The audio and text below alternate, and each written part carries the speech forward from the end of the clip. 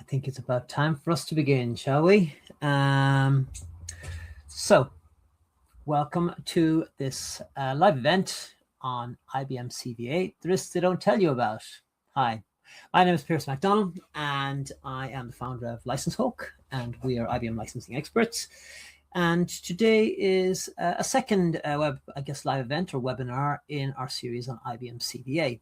If you missed the first one, pop on over to our website and you'll see the video recording there, or indeed go to our YouTube channel and it'll give you a bit of a background. So today we're going to cover, as I said, the risks they don't tell you about when it comes to this IBM CVA program. The agenda. So we'll have a quick look at what is IBM CVA, where it can deliver value for you, what's the scenarios that work. But this particular webinar is very much focused on the risks that come and that are often overlooked when it comes to IBM CVA. We'll then take a quick look at how to reduce those risks, summarize with some key takeaways, and then a little bit of Q&A at the end. So with that in mind, let's get started, shall we? So what is IBM CVA? This excerpt here is taken from IBM's media on it. Client Value Acceleration is an IBM strategic program to help clients gain transparency, control, and optimization of their IBM software investments. Comes with typically 5 major benefits. Unified visibility, and this, of course, is represented through the portal. So you've got your entitlements collected there. You have got your deployments and usage there. You also have your tracking on catalog and some nice graphs and charts to show you where things are at. You've got the AI-powered insights. I think that could be summarized in the charts you see there. But the main benefit here really is what's promoted as audit protection. So while you're part of CVA, you will not be open to the risks of a full formal audit because, of course, you are already in a CVA program, which in itself has compliance built into it. There's also strategic value in terms of just focusing on looking at modernization, savings and security, the customization, which can be valuable for some if you are if you don't have a fully deployed ILMT instance, or maybe you'd like to use one of the tools that isn't recognized for subcapacity licensing, such as ServiceNow. There are situations where you can negotiate that in as the tool for compliance. And workforce upskilling, you get some access to training. And of course, the CVA partners themselves are generally quite generous in terms of sharing their knowledge and insights with your team. So all in all, on the face of it, it looks pretty okay. Where I find that it's where it does deliver value. If you're basically having difficulty around compliance for subcapacity licensing, CVA can bring its benefits. It's a chance to clean up, get things straightened out, and of course, get the infrastructure in place and up to compliance levels. The second area that I think it can bring value is where you've little or no formal license management processes, especially for IBM. This is not unusual because it might have fallen behind, maybe it was outsourced, or over time it's just been neglected, and it's time to reset and catch up. It can also, CVA is useful as leverage to get the business case for additional hires. Now, we'll talk about a little bit later why you might need additional hires, but very often when you do bring in CVA, it's kind of a reboot of your overall IBM license compliance, and generally help with resources, tooling, and so forth can be tagged along. And I guess the final area then is if you've got specific compliance issues, you've got known problems that you need to work on, that you need time to work on, and this CVA can be helpful in that scenario there. Key to all this, of course, is if you're going to join, just you need to prepare for it. So then we look at the risks, and I've kind of summarized what I've called the 8 major ones here at the moment, and we'll look at each of them. So the first thing to understand when it comes to the risk with CVA is that this is a continuous compliance program, or what better word, exposure. It starts off when you first come on board, and what you're looking at there basically is having to, you have an onboarding audit, and this is an audit. It's full force. The CVA partners are all audit partners as well, so hence they bring the full, I guess, rigors of that. The next part is that you have those quarterly reports. Now, you may negotiate to move to a different cadence, such as maybe every 6 months, and maybe part of the estate might be moved into a different cadence, but you still have to put in those quarterly reports. You also have to be careful of retrospective reviews, or where IBM themselves do a follow-up. This now is a particular one that a couple of clients have been actually caught out on. It's where, I'll give you a little story on this. A client of ours recently came to us and they said, we're part of the CVA program, and first of all, the initial findings in the onboarding were a bit of a surprise, but they dealt with that. They understood that there was compliance issues historically to be cleaned up. What they weren't ready for, though, was that 12 months into the program, that IBM questioned submissions from the start of the program. Basically, IBM themselves had carried out a review and felt that the CVA partner had underestimated or undercalculated, and that the client was indeed due to pay more money. And that, what I would call second and tertiary audit, is something that you really need to be careful about. And I guess raise those questions early on. The second risk that can come about from the CVA program is what I would call normalizing overdeployment. And it seems like a strange thing, but when you get into the CVA program, all compliance risks are essentially treated as an overdeployment, and basically we need to sort this out, go buy extra licenses. When in fact, very often, with a little bit of inspection and digging into it a bit more, you can actually sort out some of these overdeployments. There's a heavy reliance really on, I suppose, for want of a better word here, dotting the I's and crossing the T's. You're trying to explain the numbers as opposed to research and dig into the numbers. You're trying to document and load up into portals, because ultimately that's what the CVA partner is judged on. Are they maintaining and keeping this client compliant? When in fact, sometimes these findings, particularly when the technical teams are surprised, should be challenged. But as you're in the CVA program, you're sort of bending to the findings of the CVA partner, and as I said, it normalizes over deployment and just rather than challenging it. Third area is around the tooling data and treating it as the only source of truth. And we can understand why this might be the case, because it's available, it's unambiguous, and it's what the auditors are used to seeing. But the problem is that ILMT and FMS and the tools that are used to collect the data can be wrong. They frequently over-report deployment because of the configurations, and it is very often the case that that the tools themselves are reporting more licenses being used than actually are the case.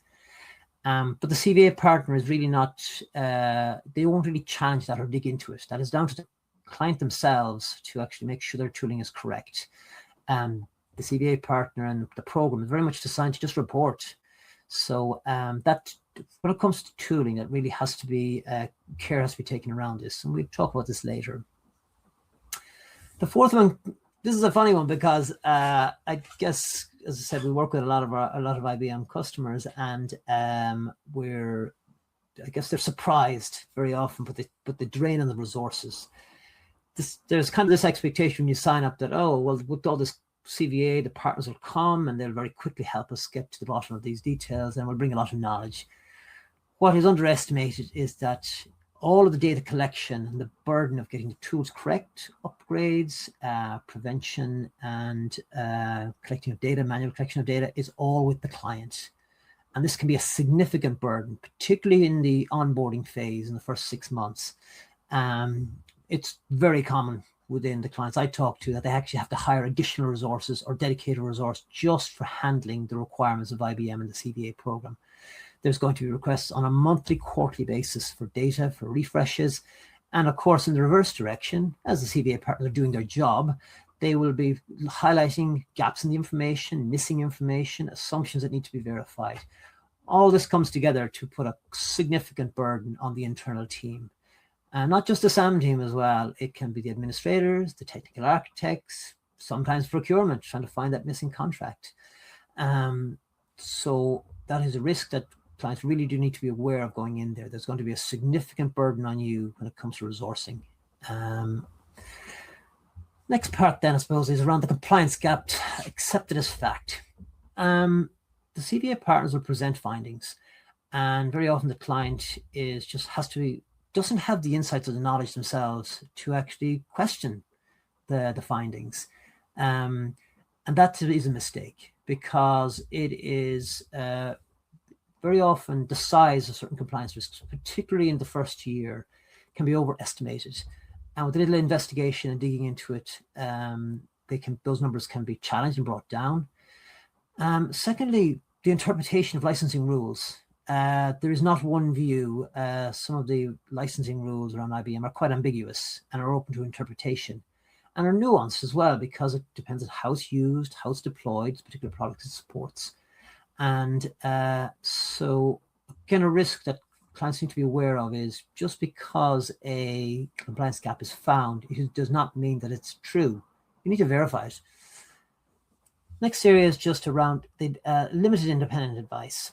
The CVA partners work with you, and they're generally paid for by you. Well, depending on if you're in that first year, might be covered by IBM. But for all intents and purposes, they're trying to provide independent advice to you, but it is limited. You will rarely, if ever, get a recommendation from a CVA partner to cancel support, to uninstall software, to optimize your estate in general. The remit really is to just verify the facts they see and ensure to highlight your compliance. They are not incentivized. In fact, a significant bias against reducing license costs, because ultimately they're trying to ensure that IBM are happy with the results. And so that limit there around optimization in particular is something that your clients seem to be worried or concerned about. Then we got the area of catalog. This comes from practical experience, because a lot of the very large insurers I'm doing projects for will have, and the banks will always have, a catalog of a few million to one side of store credit to buy IBM licenses. And what I see as a trend, really, particularly within the ISP and CVA partners, is they're very quick to just draw down from this budget, this pool of this catalog, or ACP, because it's seen as a quick way to resolve a compliance gap. And that is ultimately what the CVA partners are incentivized to do, and the CVA program is designed to do, is to keep you compliant. And the quickest way to do that is simply to draw from a catalog that's already there. So there's no procurement process to follow. You simply take the licenses, transaction, and it's taken out of your store credit. The thing is it also has the opposite effect in terms of forcing people to dig into it and investigate further. Why this is a thing is that sometimes it is not needed to go to the catalog, that actually those compliance gaps can be alleviated other ways, maybe just optimizing your reports, or maybe just questioning the finding in the first place. So that's again a risk has to be considered. Just the burn down of your catalog, just the accelerated burn down, because you don't want to be buying, using up the catalog for products that are ultimately not needed, that you are in compliance for, when in fact you could probably go and just spend that money on new products that you might need. Eighth area is negotiating leverage. At the end of the day, when you submit all this information to the IBM portal, you are giving it to IBM, and they will probably know more about your infrastructure and architecture than you will. You lose that control, what I call the obfuscation that a client has. That's significant leverage. When you know something that IBM doesn't, you have a chance to negotiate better deals, to create a little bit of uncertainty and doubt, and so forth. Now the scenario plays differently in that everything is shown. The trending, and that information is all available. So there's nothing to hide here. There's also, in terms of compliance gaps, if you don't have a catalog, you're very often accumulating and a gap, and this can be used in the same way that a normal audit findings can be used against you in negotiating your ELA renewal, for example. That you have a large compliance risk, and they say, oh, well, then you must go into a deal and join our ELA. Or it takes away the incentive for them to give you discounts because they know exactly what you got. They know you have to pay for it. And then therefore they don't have to give you discounts. And also back to that point I talked about independent advice. It's also clients are not generally encouraged to optimize or indeed to even cancel support on products because the CVA team and program is not designed that way. It's designed for compliance, not for optimization. Kind of a hidden risk there as well is all that nice information that you've just uploaded goes into, that AI model goes in two directions. It might show you your consumption rates. It's also the same AI model that will be used to prepare negotiating strategies and projections for your future purchases. So it's a two-edged sword. So there's some of the risks. There are a variety more of them, but they're kind of the ones that I thought I would draw most attention to in this particular webinar. Moving on, how do you reduce them? Some high-level, I guess, things to consider. So the first thing here is just understand at the very high level that CVA is not just a technical compliance exercise. It's also a commercial negotiation process. This is for both you and IBM because the amount of information you're revealing and, of course, the dollar values associated with all of this. So when you're engaging the IBM CVA, understand that this is a compliance audit. So your very first thing you need to do before you even enter this is do an internal baseline. Figure out what your position is, what your future consumption is likely to be, and hopefully also correct the majority, if not all, of your compliance issues before entering the CVA program. Or at the very least, get rid of the high risk ones, the most expensive ones, and leave the lower value or ones where you would need CVA to get around them to the later in the program. The second area is just around validation of the tool, both before and throughout the CVA process. Do not rely on your CVA partner to be optimizing and ensuring your tool is perfect. That is your obligation. They will guide you and they will maybe suggest improvements, but any execution of changes, excluding of products, or just general improvement of the reporting is your burden and can have a significant impact. So it's something that you need to really be cautious with and get it right, whether it's ILMT, Flexera, or whichever tool you're using. Correctly configured and reporting accurately on a continuous basis. Next is around just controlling information in general. You have an obligation to upload what you need to the portal, but you do not have to share beyond that. And for the most part, you want to keep your future plans, new purchases and so forth to yourself until you are ready to share them.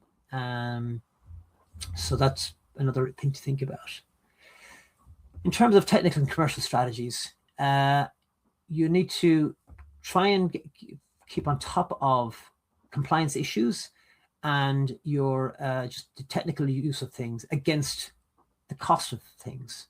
What I mean by this here is just because you buy yourself, 1,000 cores of or 1,000 PBU of something to be compliant, that does not make financial sense if that particular cluster or set of servers is no longer required or is being decommissioned. So don't give up on just because you're compliant and having the technical box ticked, that you haven't keeping an eye on the money as well. Ultimately, license interpretations can be reviewed and interpreted differently. So if you find something that you do not agree with, maybe your technical team, those product owners, is doubting, get independent advice. You are perfectly within the rights to challenge the CVA partner's findings. And I would recommend that you do this to keep them honest on a regular basis. So if you don't like the findings, go get a second opinion.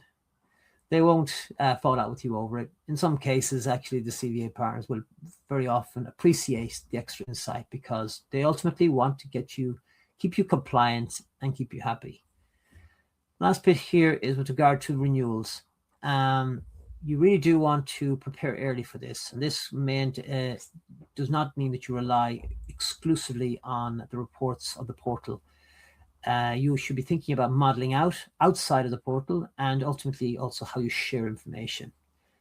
Again, the CVA should be managed as both a technical compliance exercise and a commercial negotiating process, not just a cooperative review. At the end of the day, the CVA partner might help you prepare the data, but that does not necessarily mean that they're going to be incentivized to help you get the best deal when it comes to IBM. So the key takeaways: CVA is not just a technical review, it's a compliance audit and treated like that. Preparation for the engagement is critical. In fact, that early preparation and internal audit can massively improve your satisfaction from the program, and initially, and also the costs, and also manage it as a commercial process. Yes, you're collecting information on deployment and you're trying to tick the box from a license compliance review, but keep in mind the information you're sharing is, first of all, has commercial implications with what you'll be buying in the future, but also understand that you don't always have to buy licenses to get compliance, that a bit of research and extra analysis can probably review those compliance risks. So at the end of that, I'm wondering if any of you have any questions.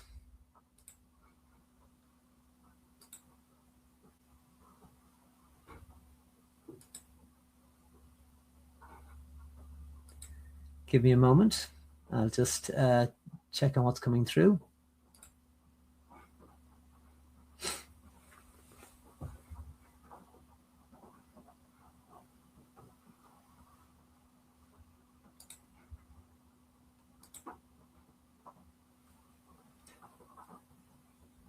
Just loading up as we speak.